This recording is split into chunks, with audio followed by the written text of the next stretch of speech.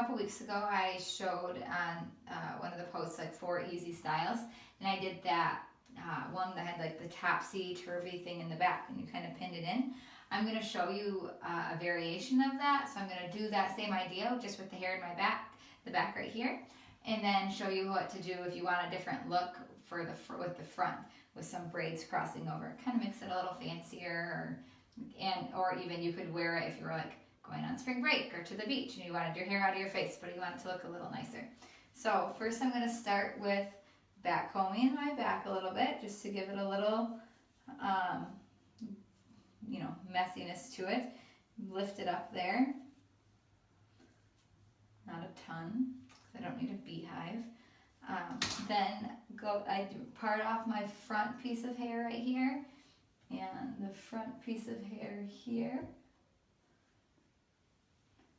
And obviously I don't do it super neat when I do it on myself just because not looking for a super polished look.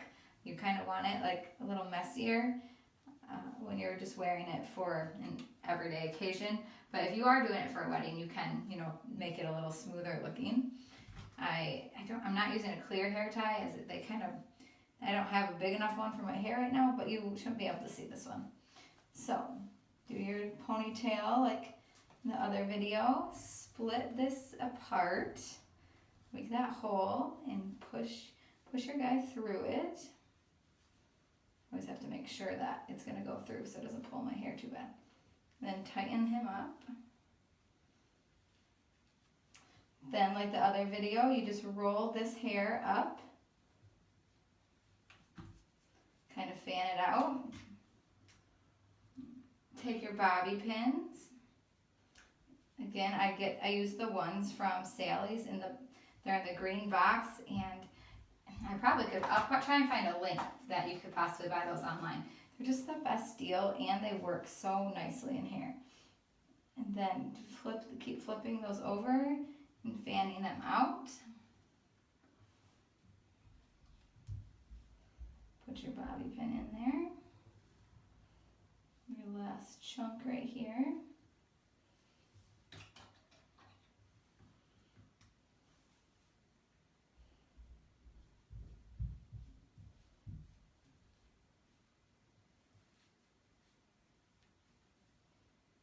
So you got a tinier roll than before because you're missing some hair.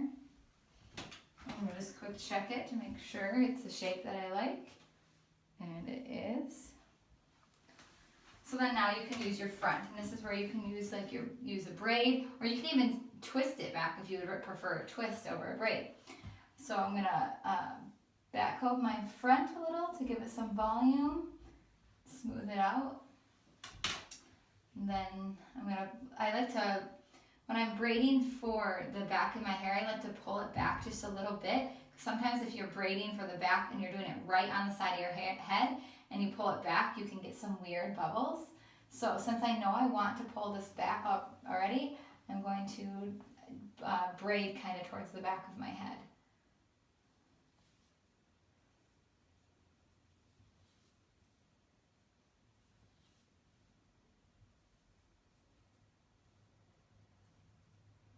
This would even work on a little girl style if you were going to do it on your daughter. You could do braids or the roll if she doesn't like it on her neck. Or if she wants something different than a ponytail. Which is what sometimes I will do when I've used my ponytail option a little too often. So then I fatten that braid up again. And I'm not putting a hair tie on the end of the braid when I pull it back, just because I don't want a definite stopping point in it, since I'm going to tuck it. Then you can take that and put it over the top of your little bun. And then the tail I am taking and I'm going to pin the tail in this way. I'm going to take my bobby pin and loop it through there and push it into the little rolled portion. Then you can come to your front, kind of pull what you want to pull out. Some people like a little more hair down. It's all preference, what you prefer or what you have going on. I guess if you're doing it for a wedding that's outside, you might not want tons of hair down because if your hair flattens really fast, it could be stuck to you for the whole night. So So then you go to the other side. I'm gonna put my little back comb in the front here. Here's back combing really well since I just colored it. Nice, and follicles are nice and beat up right now, so it's back combing nicely. So then I like to have my bangs kind of go across my forehead, and then I will do the same technique, hold it towards the back a little more when you're braiding so you don't get any weird bubbles, and then put your braid in.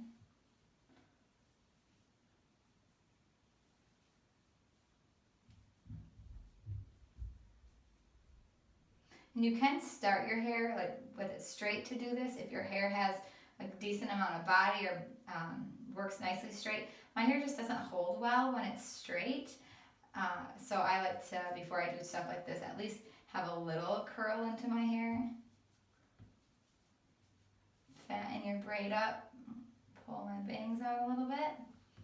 And you take your braid, you do the same thing.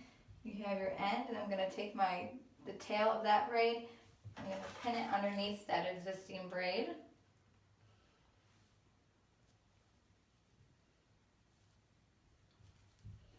The braid over top of it. And you can kind of go through and check it. I'm going to pull the hair out since it's a little smooth for me. Here, you pull some of these out. And then check the back since you're kind of working blind. Yeah, and so your braids are just going over that slightly. Same on that side, going over slightly. And you can pin this back a little more if you like it a little tighter. I don't, I like it looser, so I'm gonna leave it like that. And then you can spray in those baby hairs or pull more out if you prefer. I'll spray those in to show you since they're kind of getting a while back there. And with these type of hairs that are popping out right here, I generally prefer to use the hair pin as opposed to a bobby pin. They're a little bigger, they're the wider ones. They just hold the hair a different way than a bobby pin does. But if you just have bobby pins, that obviously will work also. And give it a spray. You're all ready.